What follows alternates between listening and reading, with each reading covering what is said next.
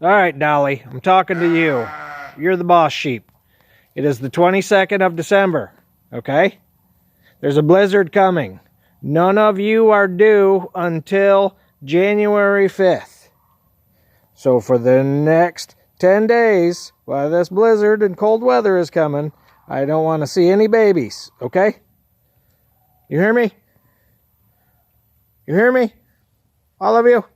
No babies for another at least 5 days. Thank you.